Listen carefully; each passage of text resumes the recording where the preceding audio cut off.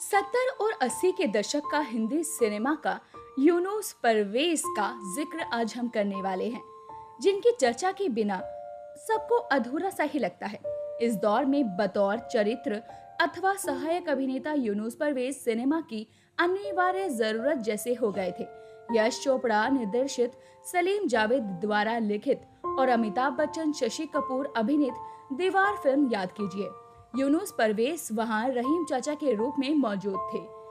ये वही किरदार है जो अमिताभ बच्चन के किरदार को बिल्ला नंबर 786 के मायने बताता है। रहीम चाचा का ये किरदार यूनुस के करियर की उड़ान लेकर आया था। काम तो वो पहले से कर ही रहे थे, पर दीवार हिट क्या हुई, अमिताभ की तकरीबन हर फिल्म में वो दिखाई दिए।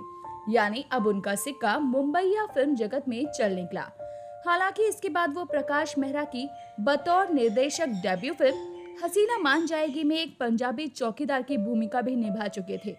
ये साल 1968 का था और इसमें उनके अधिकतर दृश्य तब के एक और लेजेंडरी एक्टर जॉनी वॉकर के साथ थी। उनके सामने यूनुस परवेज ने अपनी प्रतिभा का लोहा मनवा लिया और इस फिल्म में शशि कपूर की दोहरी भूमिकाएं थी और नायिका बबीता थी।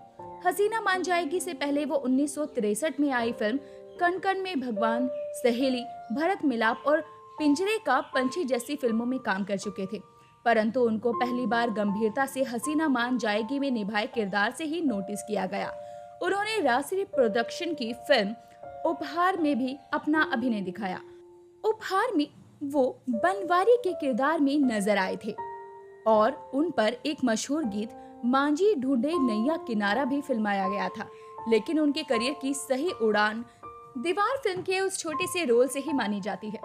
यूनुस परवेज का जन्म 3 सितंबर 1934 को उत्तर प्रदेश के गाजीपुर में हुआ था। उनके पिता जनाब महमूद खान पुलिस महकमे के आला अफसर थे और उनकी पोस्टिंग मिर्जापुर में थी। बाद में उनके पिता मुरादाबाद में पुलिस ट्रेनिंग स्कूल के प्राचार्य भी रहे।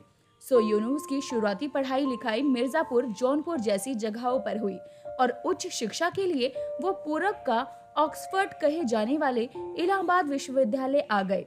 यहाँ पर उनके शिक्षक हरिवंश राय बच्चन और फिराक गोरखपुरी जैसी शख्सियत थे। युवक यूनुस ने अभिनय के बीच इलाहाबाद यूनिवर्सिटी से ही पाए। यूनुस परवेज ने यहाँ यूनिवर्सिटी का थिएटर ग्रुप ज्वाइन कर लिया और इंटर यूनिवर्सिटी नाटक प्रतियोगिता में लगातार बेस्ट एक्टर का खिताब जीतते रहे। एक रिपोर्ट की माने तो यूनुस ने इंटर सिटी यूथ फेस्टिवल में लगातार 3 साल तक बेस्ट एक्टर का अवार्ड जीता था। इन दिनों में वो खास चर्चित भी हो गए थे और स्थानीय अखबारों में उनके बारे में छपने भी लगा था। वो यूनिवर्सिटी की छात्र राजनीति में भी बढ़ चढ़कर हिस्सा लेने लगे थे। आगे की पढ़ाई यानी पीएचडी करने के लिए वो दिल्ली आ गए। दिल्ली उनके नाट्य और अभिनय जीवन का सबसे स्वर्णिम पन्ना है। जिन दिनों वो पीएचडी की तैयारियों में लगे हुए थे, उन्हीं दिनों उनकी मुलाकात लेखक दीवान वीरेंद्र नाथ से हुई। वीरेंद्र नाथ अभिनेता कबीर बेदी के चाचा थे। वीरेंद्र नाथ को पता था कि इस युवक को नाटक और ड्रामे की अच्छी समझ है, तो वो एक दिन यूनुस परवेज को रूसी दूतावास में लेकर गए। वहाँ उस समय इंडियन थिएटर पर परिचर्चा हो रही थी।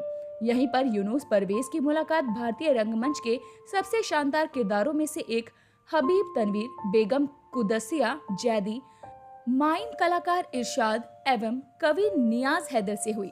इस मीटिंग ने दिल्ली में यूनुस के रंग संस्कारों को और ज्यादा समृद्ध किया।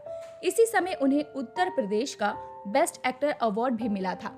1956 के आसपास उन्होंने बेगम कुदसिया जैदी के रंग मंडल हिंदुस्तानी थिएटर को ज्वाइन कर लिया। इन्हीं दिनों में उनका परिचय थिएटर की कुछ और नामचीन हस्तियों से हुआ। बेगम कुदसिया जैदी दिल्ली के मशहूर संस्कृत कर्मी थी। उनके नाटकों को देखने देश के बड़े नेता मसलन पंडित जवाहरलाल नेहरू, कृष्ण मेनन, जाकिर हुसैन तक आते थे।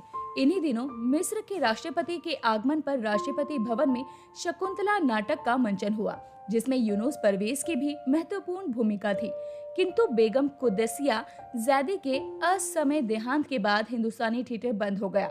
हबीब तनवीर पहले ही इसे छोड़कर राडा और बाद में अपने नए थिएटर की नींव डाल चुके थे।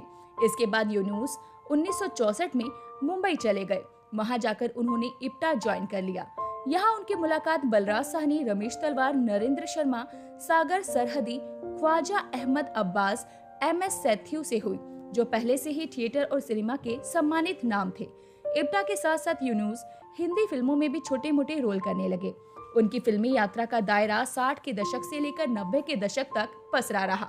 उनकी कुछ प्रमुख फिल्मों में हसीना मान जाएगी, गरम हवा, शान, मिस्टर नटवरलाल, निकाह, दहलीज, लैला, इंसाफ का तराजू, बाजार, आवाम, अंगूर, उमराव जान, the burning train, mister India, शहंशाह, गोलमाल, कयामत से कयामत तक, फरिश्ते, अजूबा आदि है।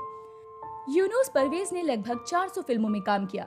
सत्यो की गरम हवा में उन्होंने एक अवसरवादी कईया नेता की भूमिका निभाई थी, जिसके लिए उत्तर प्रदेश जर्नलिस्ट एसोसिएशन में इनको सम्मानित भी किया गया। उनकी मातृभाषा भोजपुरी थी और उनके करियर के साथ ही भोजपुरी सिनेमा का उभार भी हो चला था, तो उन्होंने अपनी जुबान के सिनेमा में भी काम किया। बाके बिहारी MLA उनकी एक ऐसी फिल्म रही। गोलमाल में उत्तल दत्त के दफ्तर के बड़े बाबू की भूमिका और अंगूर में संजीव कुमार के साथ उनकी निभाई गई भूमिका आज भी सिने दर्शकों के जहन में ताजा है। जहां तक पारिवारिक जिंदगी का सवाल है, तो उनकी शादी मदीना बेगम से हुई थी, जिनसे उनकी 5 बेटियां हैं और 2 बेटे हैं। उनके बेटे अरशद खान की फिल्म पहली नजर का प्यार में भी उन्होंने अभिनय किया। हालांकि इस समय तक उनकी डायबिटीज काफी ज्यादा बढ़ चुकी थी, लेकिन वो इस बात से काफी खुश थे कि उनके बेटे ने सिनेमा में काम करना शुरू कर दिया है। बाद में भी फिल्मों में बतौर निर्देशक उनके बेटे का करियर कुछ खास नहीं रहा। खराब सेहत के बावजूद यूनुस परवेज ने बंटी और बबली तक फिल्मों में काम किया। एक समय सुनील दत्त से दोस्ती की वजह से यूनुस परवेज ने कांग्रेस की सदस्यता भी ग्रहण की और सुनील दत्त के चुनाव प्रचार में पूरे जोर शोर से लग गए। ये अलग बात है कि वो कांग्रेस पार्टी से निकलकर समाजवादी पार्टी में भी गए और फिर वहां से निकलकर वापस कांग्रेस में शामिल हो गए। पर दूसरे अधिकांश हिंदी अभिनेताओं की तरह उनका राजनीतिक जीवन बहुत उल्लेखनीय नहीं रहा। पर एक बात में वो पूरे हिंदी सिनेमाई जगत में विशिष्ट थे। वो बात थी उनकी तालीम। हिंदी सिनेमा के इतिहास में अगर हम अभिनेताओं पर नजर डालें तो पाएंगे कि यूनुस परवेज बेहद आला दर्जे के अभिनेता ही नहीं, बल्कि उच्च शिक्षा प्राप्त भी थे और उर्दू और हिंदुस्तानी जुबान में उनका तकल्लुफ इतना साफ था कि लोगों को आश्चर्य होता। रंगमंच के उस्तादों की देखरेख में की गई ट्रेनिंग और अनुभव ने सिनेमा के हर एक किरदार में यूनुस परवेज को विशेष पहचान दिलवाई। इनकी बानगी आप इनके निभाए गए किरदारों से देख सकते हैं। यूनुस परवेज हिंदी सिनेमा के निर्माणक तत्वों में से एक जरूरी शख्सियत के तौर पर हमेशा याद किए जाएंगे। उम्र के आखिरी छोर पर अपनी डायबिटीज की अधिकता से जूझते हुए 11 फरवरी साल 2007 को इस बाकमाल अभिनेता ने जिंदगी के परिंदे से विदा ले ली और वो अपने पीछे अपने निभाए गए किरदारों की एक लंबी सूची हमारे मनोरंजन के लिए छोड़ गए। तो दोस्तों, अभी के लिए बस इतना ही। मिलते हैं आपसे अगली वीडियो में, तब तक अपना ध्यान रखिए। Bye bye.